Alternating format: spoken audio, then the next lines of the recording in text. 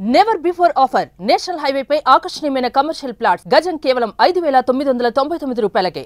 కూకట్పల్లి బాలిక హత్య కేసు దర్యాప్తును మరింత ముమ్మరం చేశారు పోలీసులు. బాలిక హత్యకు గురైన ఇంట్లో మరొకసారి చెక్ చేశారు ఎస్ఓటీ పోలీసులు. ఎస్ఓటీ డీసీపీ ఆధ్వర్యంలో భవనంలోని ప్రతి ఒక్కరిని పిలిచి క్వశ్చన్ చేస్తున్నారు. కుటుంబ సభ్యులను ఆ భవనంలో అద్దెకున్న వారిని భవన యజమానిని ప్రశ్నిస్తున్నారు.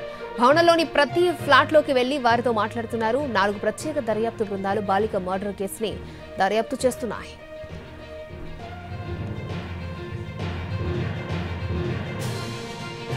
బాలిక హత్య కేసు విచారణకు సంబంధించి మరింత సమాచారాన్ని మా ప్రతినిధి రాధాకృష్ణ అందిస్తారు. ఇంట్లో మరొకసారి ఎస్ఓటీ పోలీసులు మరొకసారి విచారిస్తున్న పరిస్థితి మనకు కనబడుతుంది. ఎదురుగా మనం చూడొచ్చు, సహస్రాని హత్యకు గురైన ఇంట్లో పైన సెకండ్ ఫ్లోర్లో ఇప్పుడు మన ఎస్ఓటీ డీసీపీతో పాటు మరొక ఎస్ఓటీ టీం మనకు కనబడుతుంది. వాళ్ళంతా కూడా ఇప్పుడు ఆ ఇంట్లో ప్రతి ఒక్కరిని కూడా పరిశీలిస్తున్నారు, అందరినీ కూడా విచారిస్తున్నారు.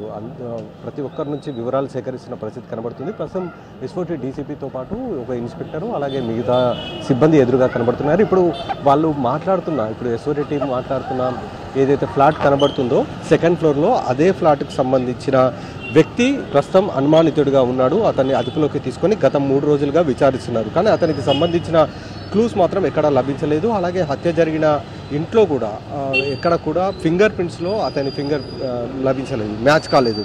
దీంతో ప్రస్తుతం అయితే అతన్ని విచారిస్తున్నారు. అతనితో పాటు మరొక 3 కూడా అదుపులోకి తీసుకొని విచారిస్తున్న పరిస్థితి అయితే కనబడుతుంది. ఇప్పటి వరకు ఈ కేసు దాదాపు 3 రోజులు దాటిపోతున్నా ఇప్పటి వరకు మాత్రం ఇంకా ఎలాంటి ఆచూకీ లభించలేదు. నిందితులు ఎవరనేది కూడా ఇప్పటి వరకు కూడా గుర్తించలేదు. ఇంకా మిస్టరీ మాత్రం కొనసాగుతూనే ఉంది.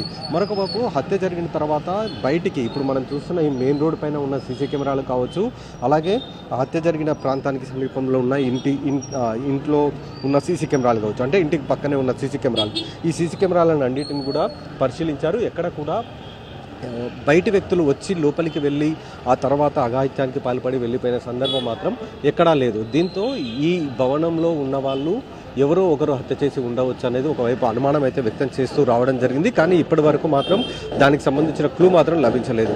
3 రోజులు కావస్తున్నా దానికి సంబంధించిన క్లూ లభించకపోవడంతో చుట్టూ పరిసర ప్రాంతాల్లో పోలీసులు శతవిధాల ప్రయత్నం చేస్తూ ఉన్నారు. సీసీ కెమెరాలు, సెల్ ఫోన్ టవర్స్, అలాగే మిగతా గుర్తు తెలియని వ్యక్తులు ఎవరైనా ఈ ప్రాంతానికి వచ్చి ఉన్నారా అలాంటి మొత్తం కూడా చెక్ చేస్తున్నారు. ఎందుకంటే ప్రధానంగా ఈ ప్రాంతం అంతా కూడా నిత్యం రద్దీతో ఉండే ఏరియా ఇది. కాబట్టి చాలా వరకు కొత్త వ్యక్తులు ఎవరైనా ఇండ్లలోకి వెళ్తే తప్ప రోడ్డు మీద నుంచి గుర్తించడం అనేది చాలా కష్టంగా ఉన్న పరిస్థితి అయితే మనకు కనబడుతుంది. ఇప్పటి వరకు ఇంకా ఎవరు కూడా అదుపులోకి తీసుకోలేదు. కేవలం అనుమానితులు మాత్రమే అదుపులోకి తీసుకొని విచారిస్తున్నారు. ఇంకా కేసు మాత్రం ఛేదించలేదు.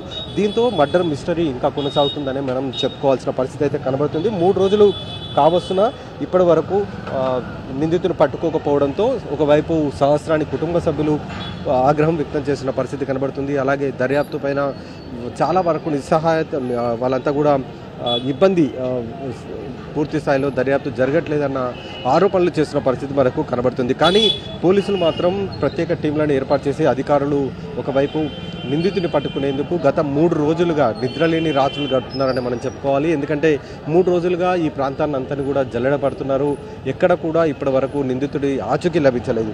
అలాగే రూమర్లు ఈ మధ్య కాలంలో గత 2 రోజులుగా స్ప్రెడ్ చేస్తున్న పరిస్థితి ఉంది. అలాంటి రూమర్లను కూడా ఎవరు నమ్మవద్దు. ఎవరైనా సరే ఈ హత్యకు సంబంధించి, సహస్రాని హత్యకు సంబంధించిన రూమర్లను స్ప్రెడ్ చేస్తే వాళ్ళపైన కఠిన చర్యలు తీసుకుంటామని కూడా ఒకవైపు పోలీసులు హెచ్చరిస్తున్న పరిస్థితి అయితే మనకు కనబడుతుంది. కెమెరా వేస్ ప్రసాద్తో రాధాకృష్ణ, ఎన్టీవీ, హైదరాబాద్. సహస్రాని ఇంట్లో